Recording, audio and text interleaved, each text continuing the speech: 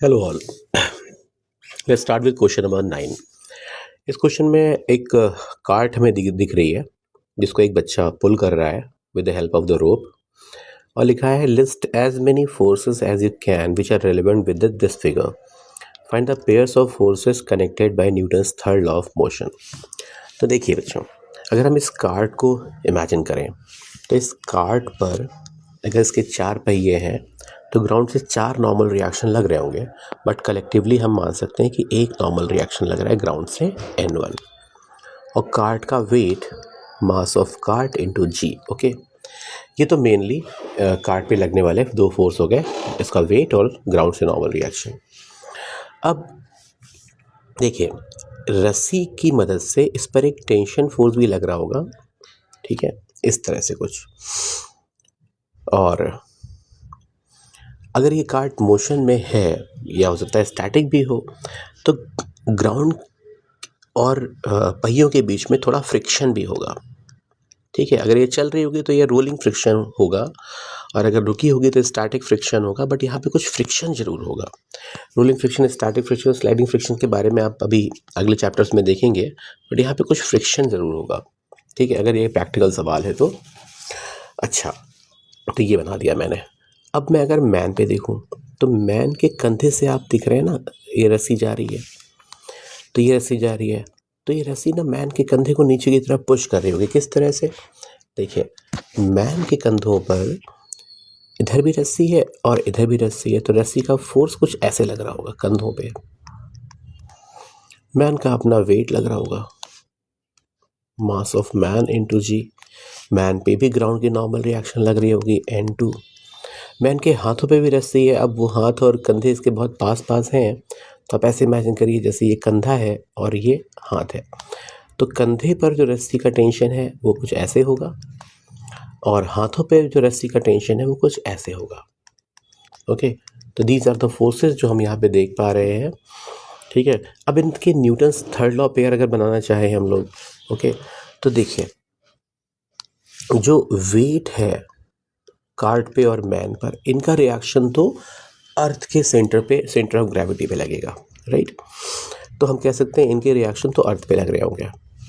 अब बचे बात N1 N2 की, तो N1 N2 के रिएक्शन, N1 N2 अर्थ की सरफेस में लगाए हैं, तो इनके रिएक्शन भी अर्थ की सरफेस पे अपोजिट डायरेक्शन में इक्वली लग रहे होंगे N1 and N2। Okay, friction भी अर्थ की सरफेस ने लगाया है, तो इसका रिएक्शन भी, फ्रिक्शन का रिएक्शन भी अर्थ की सरफेस पे ही लग रहा होगा।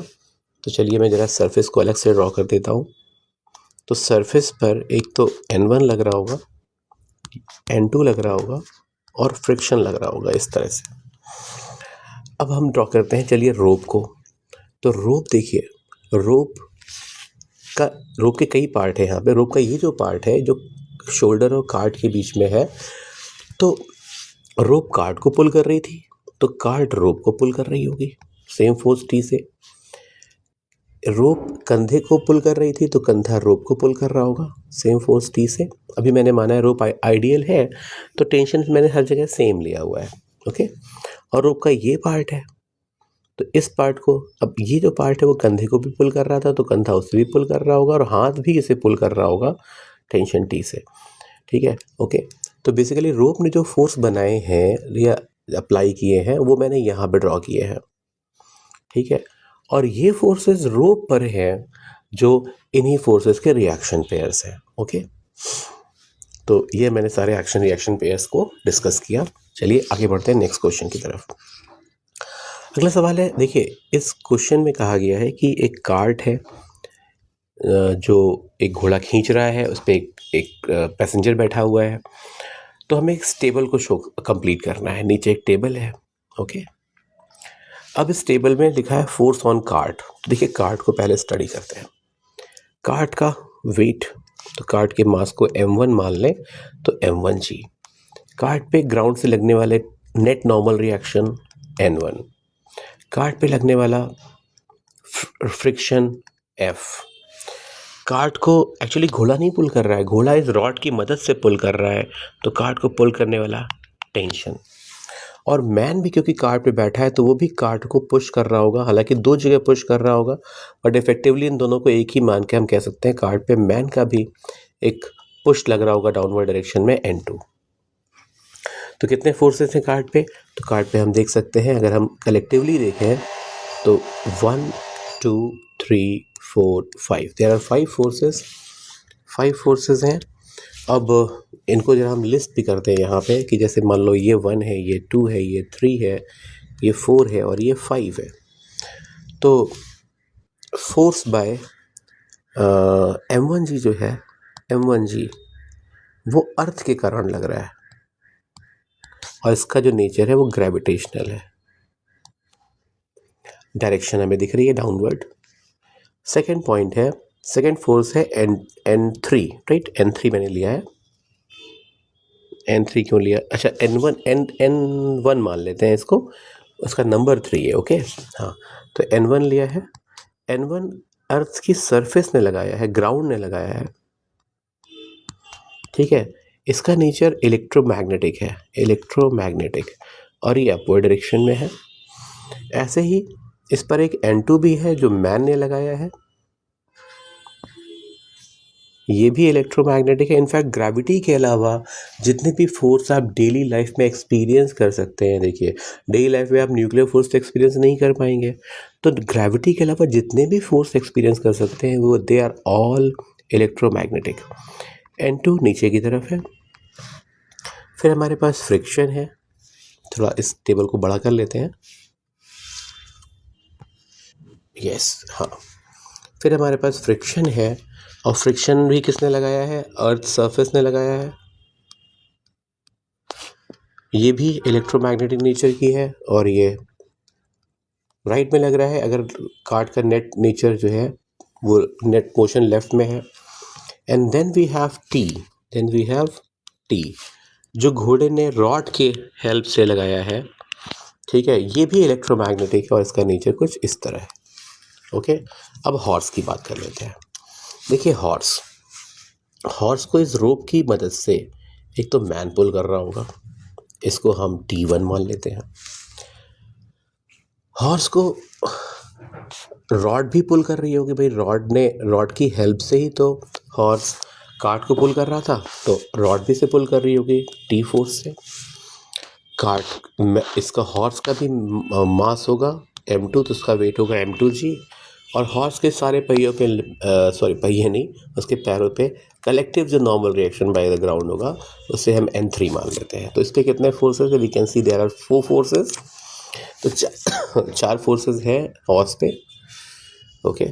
और 4 फोर्सेस में हमारे पास हॉर्स पे एक तो M2G है जो अर्थ ने लगाया है, एक N3 है जो सरफेस ने लगाया है,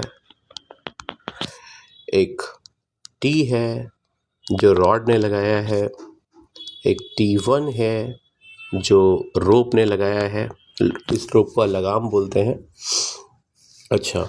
और इस पर भी कुछ फ्रिक्शन ऐड कर सकता है ड्यूरिंग द मोशन जो अर्थ लगाएगी, ठीक है। ये बड़ा इंटरेस्टिंग है फ्रिक्शन, आप फ्रिक्शन के चैप्टर में ही पढ़ेंगे, बट ये फ्रिक्शन बड़े डायनेमिक नेचर का होता है।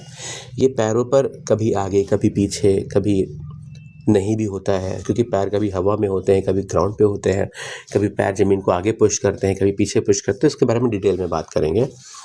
इनमें भी जो पहला वाला फोर्स है वो ग्रेविटेशनल है और बाकी सारे के सारे इलेक्ट्रोमैग्नेटिक नेचर के होंगे, ठीक है। डायरेक्शन वेट की तो नीचे ही होगी, N3 की ऊपर की तरफ होगी, और T1 T और F की डायरेक्शन हमें दिख रही है, और फ्रिक्शन यहाँ पे बहुत डायनेमिक होगा। थर्ड, ड्राइवर की बात सिंपल है। ड्राइवर पे उसका अपना वेट M3G, कार्ट का नॉर्मल रिएक्शन N2 क्योंकि इसने N2 पुश किया था, और लगाम का फोर्स T1, ओके। और ड्यूरिंग मोशन इस पे एक फ्रिक्शन भी लग सकता है जिसको आगे पुल करेगा, इसको हम F2 मान लेते हैं। इस पे 4 फोर्सेस हैं, M3G, N2 थोड़ी जगह यहाँ कम है, T1 और फ्रिक्शन। M3 अर्थ ने लगाया, अर्थ। N2 कार्ट ने लगाया, T1 रोप, F कार्ट सरफेस। इसमें भी M3G ग्रेविटेशनल हो गया और बाकी सारे के सारे इलेक्ट्रोमैग्नेटिक नेचर के होंगे। Okay, so that is question number 10. That's all for today.